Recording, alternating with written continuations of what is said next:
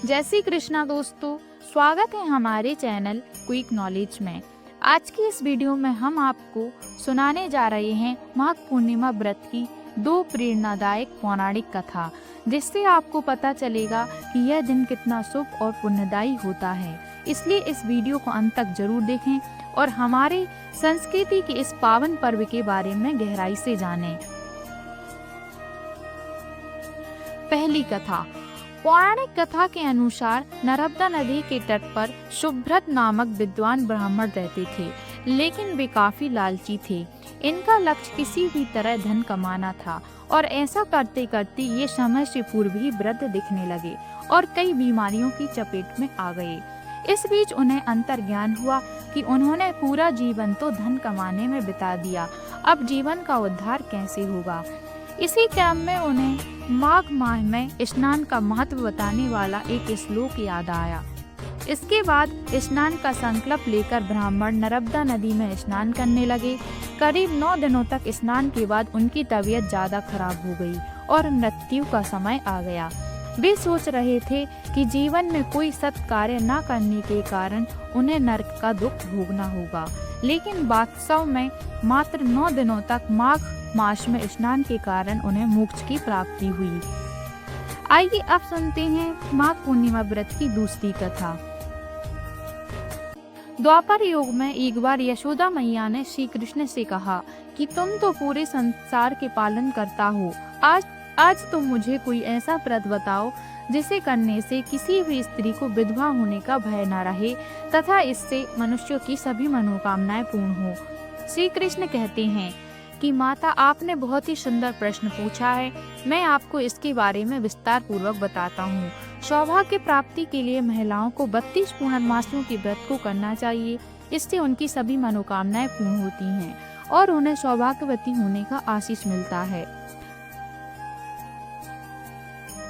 अब मैं आपको इससे जुड़ी हुई कथा सुनाता हूँ। इस भूमंडल पर एक अत्यंत प्रसिद्ध राजा चंद्रहास से पालित अनेक प्रकार के रत्नों से परिपूर्ण कतिका नाम की एक नगरी थी। वहाँ पर धनेश्वर नाम का एक ब्राह्मण था और उसकी स्त्री अति सुशीला रूपवती थी। दोनों ही उस नगरी में बड़े प्रेम के साथ रहते थे। घर में धन धान्य आदि की कमी नहीं थी, लेकिन उनको एक बड़ा दुख था कि उनकी कोई संतान नहीं थी। इस कष्ट से वह अत्यंत दुखी रहते थे। फिर एक बड़ा तपस्वी योगी उस नगरी में आया। वह योगी उस ब्राह्मण के घर को छोड़कर अन्य सब घरों से भिक्षा लाकर भोजन किया करता था, लेकिन रूपवती से वह भिक्षा नहीं लिया करता था।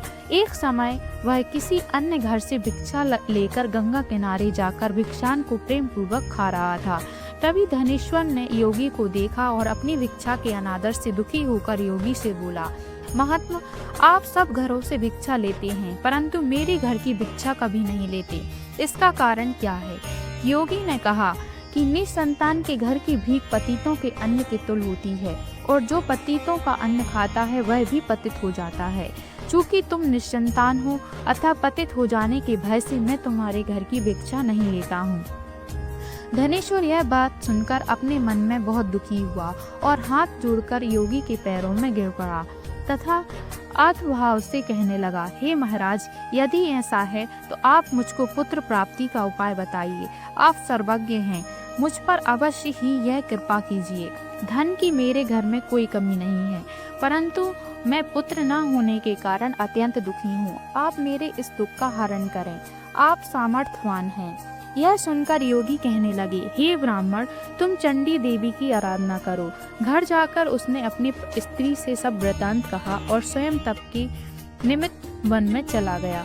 वन में जाकर उसने चंडी देवी की उपासना की और उपवास किया।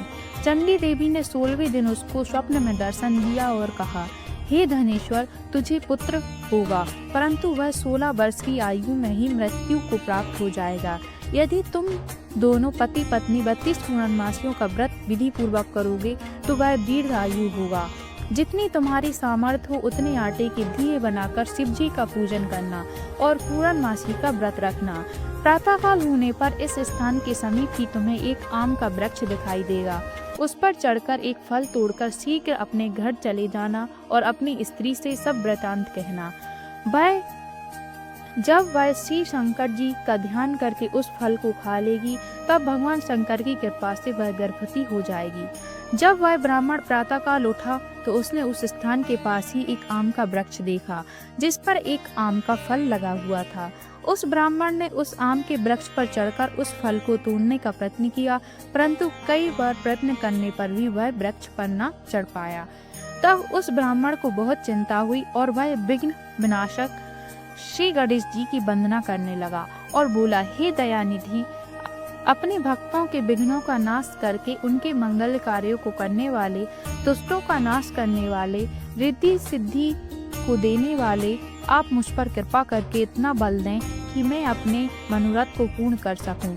इस प्रकार गणेश जी की प्रार्थना करने पर उनकी कृपा से धनेश्वर वृक्ष पर चढ़ गया और उसने एक अति सुंदर आम का फल देखा। उसने विचार किया कि जो वरदान से फल मिला था वह यह है और कोई फल दिखाई नहीं देता। उस धनेश्वर ब्राह्मण ने जल्दी से उस फल को तोड़कर अपनी स्त्री को लाकर दिया और उसकी स्त्री ने अपने पति की कथा अनुसार उस फल को खा लिया। इसके पश्चात वह गर्भवती हो गई। देवी जी की असीम कृपा से उसे एक अत्यंत सुंदर पुत्र की प्राप्ति हुई जिसका नाम उन्होंने देवीदास रखा। माता पिता के हर्ष और शोक के साथ वह बालक शुक्ल पक्ष की चंद्रमा की भांति बढ़ने लगा। भवानी की कृपा से वह बालक बहुत ही सुंदर, सुशील और पढ़ने में बहुत ही निपुण हो गया। चंडी देवी की आज्ञा अनुसार उसके माता पिता ने 32 पूर्णमासी का व्रत रखना प्रारंभ कर दिया जिससे उसका पुत्र दीर्घायु हो जाए। 16वां वर्ष लगते ही देवीदास की माता पिता को बड़ी चिंता हो गई कि कहीं उनके पुत्र की इस वर्ष मृत्यु न हो जाए। इसलिए उन्होंने अपने मन में विचार किया कि यदि यह दुर्घटना उनके सामने हो गई तो वह कैसे सहन कर सकेंगे। उन्होंने देवीदास के मामा को बुलाया और कहा कि हमारी इच्छा है कि देवीदास 1 वर्ष तक काशी में जाकर विद्या ध्यान करे और हम उसको अकेला भी नहीं छोड़ना चाहते, इसलिए साथ में तुम चले जाओ और 1 वर्ष के पश्चात इसको वापस लौटा लाना। सब प्रबंध करके उसके माता पिता ने काशी जाने के लिए देवीदास को एक घोड़े पर बैठाकर उसके मामा को उसके साथ विदा कर दिया। धनेश्वर ने अपनी पत्नी के साथ अपने पुत्र की मंगल कामना तथा दीर्घायु के लिए भगवती दुर्गा की आराधना और पूर्णमासियों का व्रत करना आरंभ कर दिया। इस प्रकार उन्होंने 32 पूर्णमासी का व्रत पूरा किया। कुछ समय पश्चात एक दिन वह दोनों मामा और भांजी मार्ग में रात्रि बिताने के लिए किसी ग्राम में ठहरे हुए थे। उस दिन उस गांव में एक ब्राह्मण की अत्यंत सुंदरी, सुशीला, विदुषी और गुणवती कन्या का विवाह होने वाला था। जिस धर्मशाला के अंदर वर और उसकी बारात ठहरी हुई थी उसी धर्मशाला में देवीदास और उसके मामा भी ठहरे हुए थे। संयोगवंश कन्या को तेल आदि चढ़कर मंडप आदि का कृत्य किया जा रहा था, लेकिन लग्न के समय वर्ग को धनुर्वात वायु रोग जिससे शरीर धनुष की तरह झुककर टेढ़ा हो गया। इस कारण वर के पिता ने अपने कुटुंबियों से परामर्श करके निश्चय किया कि यह देवीदास मेरे पुत्र जैसा ही सुंदर है, मैं इसके साथ ही लग्न करा देता हूँ और बाद में विवाह के अन्य कार्य मेरे लड़की के साथ हो जाएंगे। ऐसा सोचकर उन्होंने देवीदास के मामा से जाकर बोला कि तुम थोड़ी देर के लिए अपने भांजे को हमें दे दो जिससे विवाह के लग्न के सारे कृत्य सुचारू रूप से हो सकें। तब उसका मामा कहने लगा कि जो कुछ भी कन्यादान के समय वर को मिले वह सब हमें दे दिया जाए तो मेरा भांजा इस बारात का दूल्हा बन जाएगा। यह बात वर के पिता ने स्वीकार कर ली और उसे अपने भांजे को वर बनाने के लिए भेज दिया और उसके साथ सब विवाह कार्य रात्रि में विधि पूर्वक संपन्न हो गया। पत्नी के साथ वह भोजन न कर सका और अपने मन में सोचने लगा कि ना जाने यह कैसी स्त्री होगी। वह एकांत में इसी सोच में पड़ गया तथा उसकी आंखों में आंसू आ गए। तब वधू ने पूछा कि क्या बात है, आप इतने उदासीन व दुखी क्यों हो रहे हैं। तब उसने सब बातें जो वर के पिता ने व उसके मामा में हुई थी उसको बतला दी। तब कन्या कहने लगी कि यह ब्रह्म विवाह के विपरीत कैसे हो सकता है। देव ब्राह्मण और अग्नि के सामने मैंने आपको ही अपना पति बनाया है, इसलिए आप ही मेरे पति हैं। मैं आपकी ही पत्नी रहूंगी, किसी अन्य की कदापि नहीं।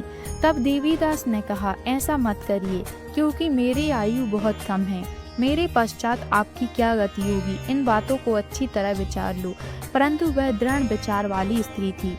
बोली कि जो गति आपकी होगी वही गति मेरी होगी। ये स्वामी, आप उठिए और भोजन करिए, आप निश्चय ही भूखे होंगे। इसके बाद देवीदास और उसकी पत्नी दोनों ने भोजन किया तथा शेष रात्रि भी सोते रहे। प्रातःकाल देवीदास ने अपनी पत्नी को 3 नगों से जड़ी हुई एक अंगूठी दी, एक रुमाल दिया और बोला, हे प्रिय, इसे लो और संकेत समझकर स्थिर चित हो जाओ।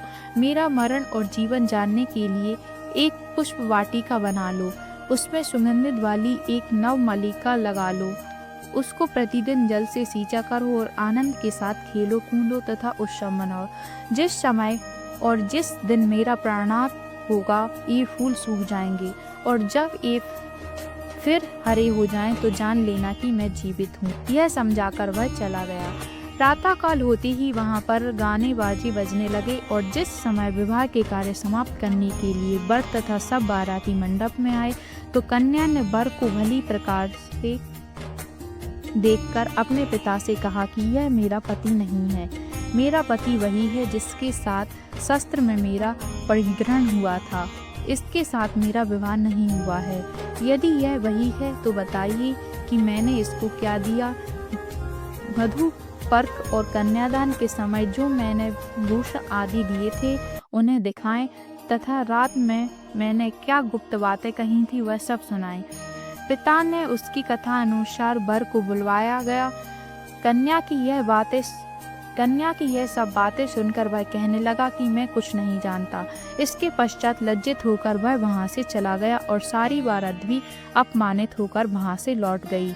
भगवान श्री कृष्ण बोले, हे माता, इस प्रकार देवीदास काशी विद्या अध्ययन के लिए चला गया। जब कुछ समय बीत गया तो काल से प्रेरित होकर एक सर्प रात्रि के समय उसको डसने के लिए वहां आया। उस बिस्तर के प्रभाव से उसके शयन का स्थान चारों ओर से विष से विषैला हो गया, परंतु व्रत के प्रभाव से उसको काट न पाया, क्योंकि पहले ही उसकी माता ने 32 पूर्णिमा का व्रत कर रखा था। इसके बाद मध्य के समय स्वयं काल वहां पर आया और उसके शरीर से उसके प्राणों को निकालने का प्रयत्न करने लगा, जिससे वह मूर्छित होकर पृथ्वी पर गिर पड़ा। भगवान की कृपा से उसी समय पार्वती जी के साथ भगवान शंकर वहां पर आ गए। उसको मूर्छित दशा में देखकर पार्वती जी ने भगवान शंकर से प्रार्थना की हे प्रभु, इस बालक की माता ने पहले 32 पूर्णिमा का व्रत किया था, जिसके प्रभाव से हे भगवान आप इसको प्राण दान दें। भवानी के कहने पर भक्त वत्सल्य भगवान शिव ने उसको प्राणदान दे दिए। इस व्रत के प्रभाव से काल को भी पीछे हटना पड़ा और देवीदास स्वस्थ होकर बैठ गया। इधर उसकी स्त्री उसके काल की प्रतीक्षा किया करती थी। उसने देखा कि उस पुष्प वाटिका में पत्र पुष्प कुछ भी नहीं रहे तो उसको अत्यंत आश्चर्य हुआ और जब वह वैसे ही हरी भरी हो गई तो वह जान गई कि वह जीवित हो गए हैं। यह देखकर वह बहुत प्रसन्न मन से अपने पिता से कहने लगी कि पिताजी, मेरे पति जीवित हैं, आप उनको ढूंढना शुरू करें। जब 16वां वर्ष व्यतीत हो गया तो देवीदास भी अपने मामा के साथ काशी से चल दिया। इधर उसके ससुर उसे ढूंढने के लिए अपने घर से जाने वाले ही थे कि वह दोनों मामा भांजे वहां पर आ गए। देवीदास को आता देखकर उसका ससुर बड़ी प्रसन्नता के साथ अपने घर में ले आया। उस समय नगर के निवासी भी वहां इकट्ठे हो गए और सबने निश्चय किया कि अवश्य इसी बालक के साथ इस कन्या का विवाह हुआ था। उस बालक को जब कन्या ने देखा तो पहचान लिया और कहा कि यह तो वही है जो संकेत करके गया था। तदुपरांत सभी कहने लगे कि भला हुआ जो यह आ गया और सब नगरवासियों ने आनंद मनाया। अगर आपको यह कथा ज्ञानवर्धक लगी हो तो हमारे वीडियो को लाइक करें, शेयर करें और हमारे चैनल को सब्सक्राइब करना ना भूलें। आशा करते हैं दोस्तों आपको हमारी जानकारी पसंद आई होगी। धन्यवाद।